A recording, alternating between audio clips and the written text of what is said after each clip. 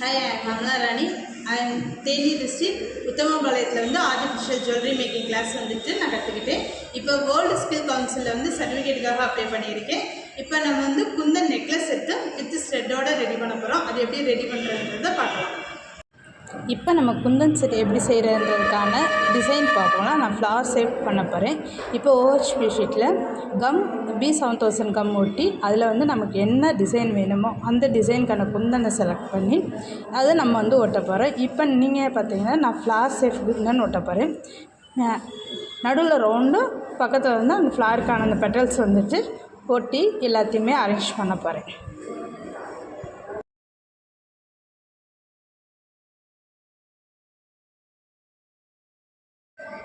இப்போ பார்த்தீங்கன்னா சுற்றி குந்தன்ஸ் எல்லாத்தையுமே ஃப்ளார் ஷேஃப்க்கான குந்தன்ஸ் எல்லாத்தையுமே நான் ஒட்டி அதை எப்படி கரெக்டாக அரேஞ்ச் பண்ணியிருக்கேன். அந்த ஷேப் வந்து கரெக்டாக இருக்க மாதிரி இதுதான் நான் அரேஞ்ச் பண்ண ஃப்ளார் ஷேப்பு. இதே மாதிரி நம்ம நெக்லஸ்க்கு எத்தனை செட்டு தேவையோ அத்தனை செட் ஆஃப் பேச்சஸ் ரெடி பண்ண போகிறோம். ஒவ்வொரு பேச்சஸையும் ரொம்ப கவனமாக ஒவ்வொரு ஃப்ளாருக்கும் ஒவ்வொரு பெட்டல்ஸாக எடுத்து வச்சு நம்ம அரேஞ்ச் பண்ணோம்னா நீட்டாக இருக்கும். நான் வந்து சென்டரில் ஒரு டிசைன் இதுக்கு அடிஷ்னலாக ஸ்டோன் ஒட்டியிருக்கேன். அந்த மாதிரி ரெடி பண்ணிவிட்டு இந்த சைடும் ரெண்டு பக்கம் நெக்கோட அந்த சைடாக ஆப்போசிட் சைடு வந்துட்டு 6 இருக்க மாதிரி இந்த சைடு 6 இருக்க மாதிரி பெட்டல்ஸ் 6 ரெடி பண்ணி வச்சுருக்கிறேன்.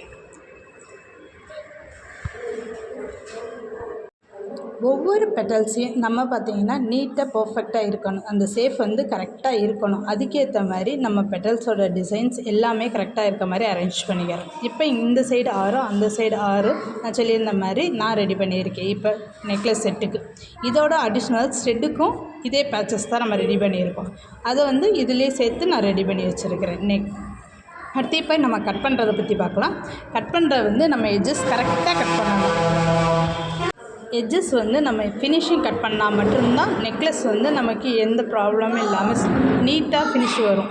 இல்லை அப்படின்னா அங்கங்கே இருந்தால் நமக்கு குத்திக்கிட்டே இருக்கும். அந்த ஃபினிஷிங்க்கு அந்த சேஃப்காக நம்ம அந்த குந்தன்ஸை வந்து கரெக்டாக எந்தெந்த நம்ம ஃப்ளார் ஷேப் எப்படி வேணுமோ அதுக்கேற்ற மாதிரி நம்ம டிசைன்ஸை வந்து கட் பண்ணிக்கணும். OHP ஷீட் வந்து வெளியே தெரியக்கூடாத அளவுக்கு நம்ம அதை வந்து கட் பண்ணிக்கிறணும். கட் பண்ணி எடுத்தால் தான் ஃபினிஷிங் நீட்டாக. இப்போ நான் கட் பண்ணியிருக்கேன் பார்த்தீங்களா, இது மாதிரி நம்ம நீட்டாக கட் பண்ணிட்டோம் அப்படின்னா நீட்டாக இருக்கும், பார்க்கவே ஒரு அழகாக இருக்கும். இல்லைன்னா அசிங்கமாக தெரியும். OHP ஷீட் தெரிஞ்சால் நல்லா இருக்காது. இப்போ நம்ம குந்தன் நெக்லஸ் செட் வந்துட்டு ரெடி பண்ணுறதுக்கான பேச்சஸ் எல்லாத்தையுமே ரெடி பண்ணிட்டோம். ஸ்டெட்டுக்கும் நெக்லஸ் செட்டுக்கும். இப்போ அடுத்து இது வந்து ஐபின் வந்து எதுக்கு அப்படின்னா பின்னாடி நம்ம நெக்லஸ் செட் ரெடி பண்ணுறோம் இல்லையா, அதில் அந்த பேச்சஸில் வந்து ஒட்டிட்டோம் அப்படின்னா நமக்கு வந்து நெக்லஸ் வந்து ஜாயின் பண்ணுறதுக்கு யூஸ் பண்ணுறதுக்கு தான் இந்த ஐபின் நம்ம யூஸ் பண்ணுறோம். இது நம்ம எப்படி பார்க்குறோம் அப்படின்னா நம்ம ஃப்ளவரோட சேஃப் அளவுக்கு எடுத்து அதை கட் பண்ணி நம்ம வந்து அதை நம்ம வளைச்சி அதில் ஒட்டணும். எந்த சேஃப் அளவுக்கு இருக்கோ அது மாதிரி வச்சுட்டோம் அப்படின்னா நீட்டாக இருக்கும் ஃபினிஷிங் பார்க்க. ஒரே அளவாக கட் பண்ணிட்டோம் ஃப்ளாருக்கு அப்படின்னா நமக்கு பார்க்க நீட்டாக இருக்கும் ஃபினிஷிங். இல்லைன்னா ரொம்ப கொஞ்சம் ஒரு மாதிரி இருக்க மாதிரி இருக்கும். அதனால் நீட்டாக வச்சு நம்ம அந்த ஷேப்க்கு ஏற்ற மாதிரி வளைச்சி நம்ம அதை கட் பண்ணி ஒட்டிட வேண்டியதுதான். அந்த பேச்சஸில் ஒவ்வொரு பேச்சஸாக அப்படி ஒட்டிக்கிட்டே வந்தோம் அப்படின்னா நமக்கு ஒவ்வொன்றுக்கும் கரெக்டாக இருக்கும். நம்ம நெக்லஸ் வந்து ஜாயின் பண்ணுறதுக்கு யூஸ்ஃபுல்லாக இருக்குது. இதுக்கு வந்து B7000 ப்ளூ வந்து யூஸ் பண்ணிங்கன்னா ரொம்ப ரொம்ப யூஸ்ஃபுல்லாக இருக்கும். ஏன்னா அதுதான் வந்து நமக்கு நீட்டாக ஒட்டும். மற்றதோட இது நல்லா இருக்கும்.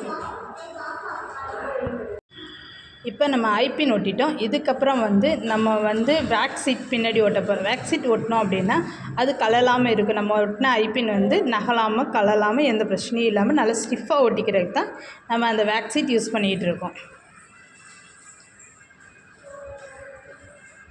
அதுக்கப்புறம் நம்ம ஸ்டெட்டு பார்ப்போம். ஸ்டெட்டில் வந்து பின்னாடி உள்ள பின் மற்றும் ரெடி பண்ணிக்கிறோம். அதை வந்து நம்ம செஞ்ச பேட்சில் ஒட்டி நம்ம ஹூக் போட்டுட்டோம் அப்படின்னா அது நீட்டாக ஒரு ஸ்டெட்டாக ரெடி ஆகிரும்.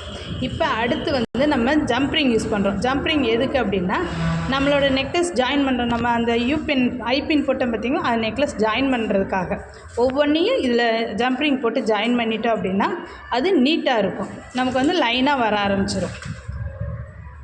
நம்ம அந்த 6 பெட்டல்ஸுமே வந்து இதில் இப்படி ஐபின்னும் யூபின் வச்சு நம்ம ஜாயின் பண்ணிவிட்டு அதுக்கப்புறம் இதை இப்படி வளைச்சி விட்டு டைட் பண்ணிட்டோம் அப்படின்னா அது நீட்டாக இருக்கும்.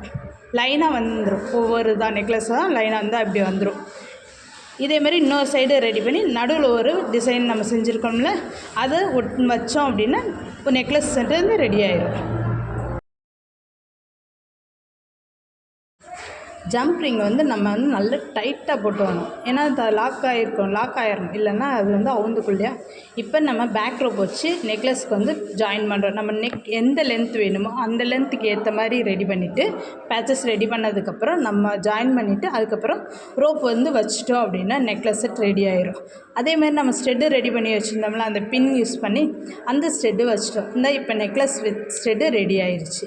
இதுதான் நம்ம பண்ண குந்தன் நெக்லஸ் செட்.